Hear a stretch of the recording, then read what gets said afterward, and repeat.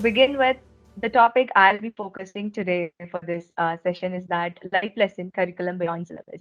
And we were aware that in the realm of education, the pursuit of academic excellence has been the primary focus of curriculum worldwide. So as society evolves, the demands of modern world also changes. But there is a growing realization, I would say, that the traditional education, which I mean hereby, often focuses on the marks and grade, where we consider a person who gets 100 on 100 considered to be the knowledgeable person, right? So it often falls short in preparing students for the challenges and complexities of life, which is beyond the classroom. So I do agree that, while subjects like mathematics, science, and language are undoubtedly important, the critical life lessons, which is necessary for the success and fulfillment, are often overlooked, and in fact it's absent from the syllabus. So when we prepare the curriculum, or when we structure the syllabus, we always focus on what are the content we will have to cover within this time span, considering their proficiency level, considering their cognitive ability. So we are not thinking out of that content or the knowledge that we have to acquire. So that I feel is a big gap in our education system. And uh, one of the primary reasons for this absence of life lessons in the curriculum is that the inherent structure and focus on traditional education system. From an early age, students are immersed in a standardized curriculum, which again prioritize academic subjects and prepares them for the standardized test. The pressure to cover vast amounts of content within the limited time frame leaves a very little room for the teachers to explore different methodologies or even broader life topics. This make the teachers to prioritize content mastery over the holistic development, and as a result, subjects like aspects like critical thinking, where we promote critical thinking among the students, we make them analyze the problem, emotional intelligence, which is really necessary in this 21st century, and the financial literacy and interpersonal skills also, it's often sidelined, and which has to be actually an integral components of the curriculum, is always taken in a sidelined way.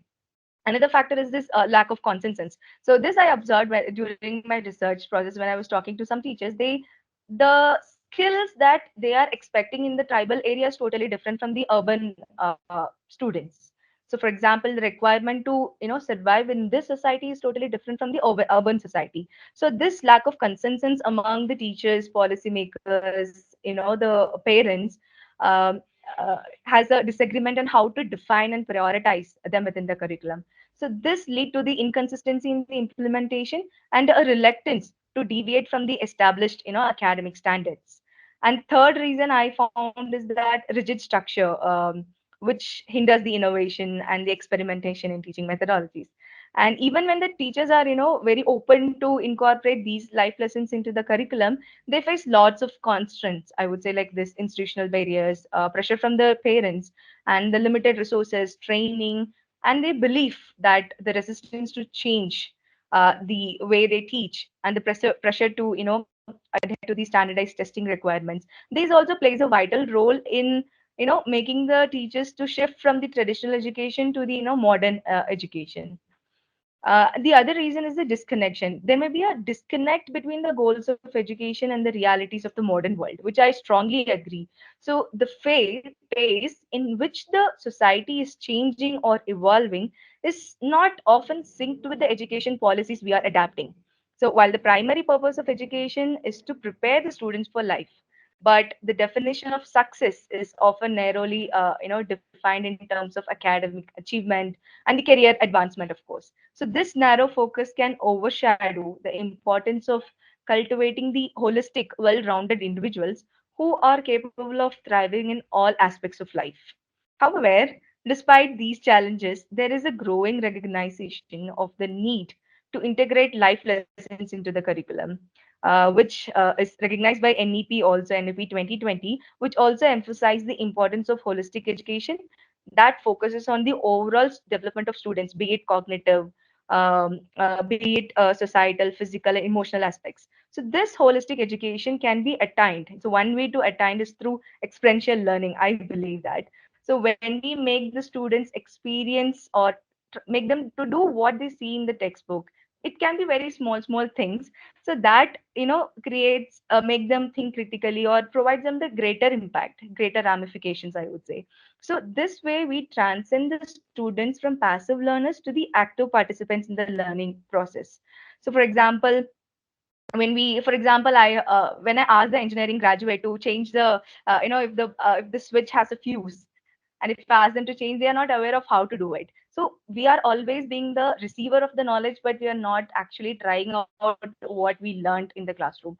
So for example, if the student comes back from the school learning about the electricity, so as a parent we can ask them the questions like, what is anode, what is cathode, what is AC current, what is DC current, where you can observe in the household AC current and DC currents. So this small strategies that the parents and the teachers can adapt to stimulate their brain to think critically, which will help them to go beyond just the passive learners of the textbook.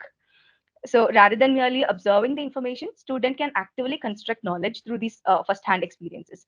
So when the student becomes active in the learning process, there will be a deep learning, longer retention, and most importantly, the resilience. So whenever they try out different things, when they try out some activities and tasks, so if they found out they're doing it wrongly and they get back to it again, they analyze what the mistakes that they have done and they correct it back and bounce back into it. So who knows, by this, it may lead to a lot of discoveries and innovations in India. For example, when I was in a class 8 or 9, when the geometry was first introduced to me, I wasn't aware why I'm learning it actually. So we were given some measurements, and we were taught how to use the compass and draw the triangles and arcs. But until I graduated from my bachelor's, I found the utility of geometry actually. So I got to know, okay, geometry has the real life implications. So often in the schools, we are not making the students conscious of what they are learning, why they are learning, why it is important, and this analysis is not happening in the classroom. So neither my parents were not aware and my teachers were not aware of that. So I was a passive learner, I would say. So to make the students transcend from this passivity to this active learners, we must make them the experience the process of learning, and we must make them be conscious of what they are learning in the classroom. Ideally, it should start from the school, I believe, but because of various constraints, I would say, for example, today when I was talking to a teacher, they said this PET games period is taken away from them because they have to complete the syllabus. So because of these various reasons, they are not implementing such strategies in the classroom. So this can be bridged by the parents, I believe.